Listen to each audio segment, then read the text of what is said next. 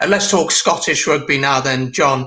As an Ospreys fan, I don't have to remind you what happened on the weekend. I've already done that a couple of times today. But let's start with Edinburgh then. Last season, very, very encouraging. This season, more of the same, do you believe? No. No. I think no. I see Edinburgh. Last season was a real high point for Edinburgh, and I think that there was a number of circumstances came together to make it possible for Edinburgh to go as far as they did. Obviously, they were playing in the Challenge Cup and got to the quarterfinal of that as well.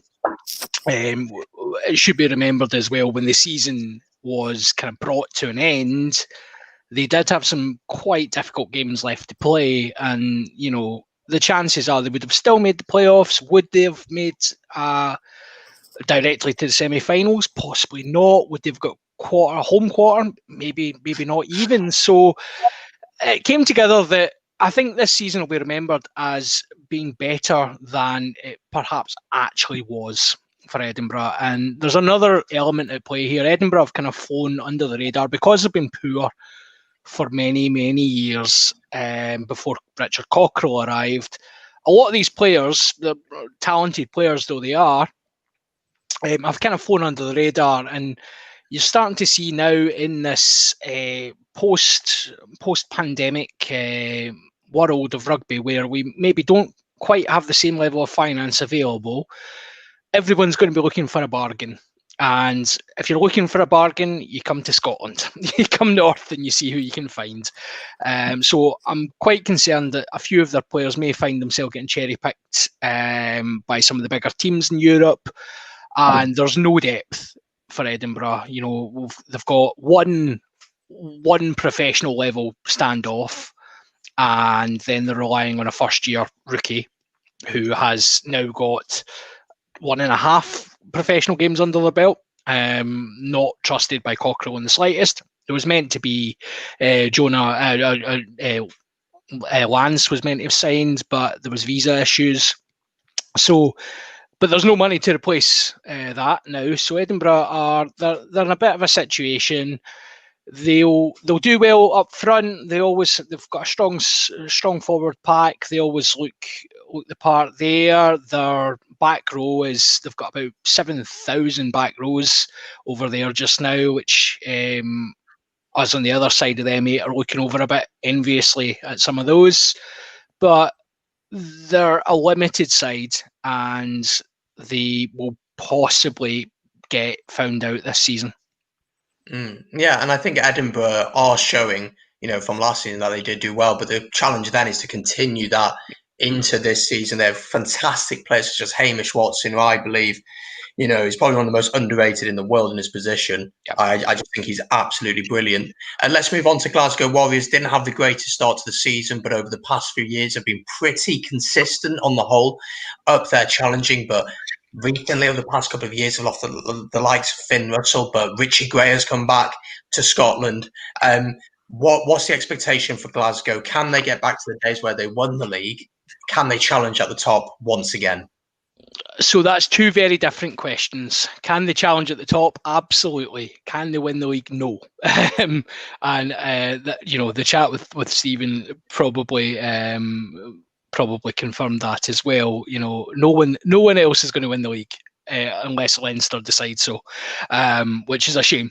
But they certainly can be pushing at the top. Obviously we've got a new coach in this season. Danny Wilson's come in from the Scottish setup, replacing Dave Rennie, who's moved on to Australia. Mm-hmm. There's the end of the Dave Rennie era sort of petered out last season. We'd started really badly just when the World Cup ended.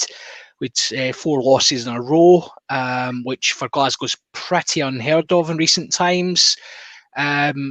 There seemed to be a real lethargy about the squad last season, which we've now lost a couple of the bigger names. Again, it seems to be a sort of annual thing happening at Glasgow. We see the big names moving on. However, this, as you rightly say, Richie Gray's come back. We've recruited relatively well People seem to have forgotten that we obviously brought back Leone Nakarawa in January, who former World Player of the Year. His first game back, he had scored a try within a minute, and Glasgow's offload numbers went through the roof.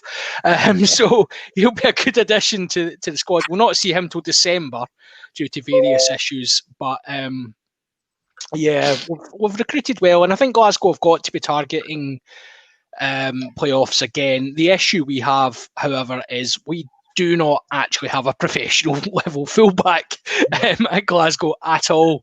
We've now got Hugh Jones playing fullback, who was one of the best 13s in the world as recently as a couple of seasons ago, and he's now covering fullback for us. So again, some issues there, but we will see. He's looking the part anyway at the moment. So. And finally, I just want to get your thoughts on how the squad will be impacted over the season when the players are called up to the national side. Do you think that will have a massive impact? Side something we see across the league? Is that really going to affect both sides?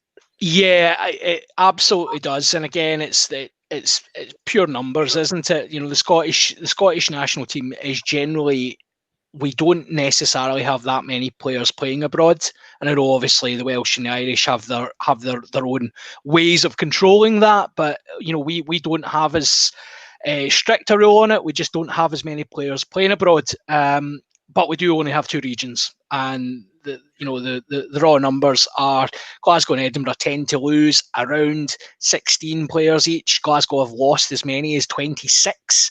To Six Nations squads. So there's one team in the PRO14/12 that can cope with that. There's not many others that can.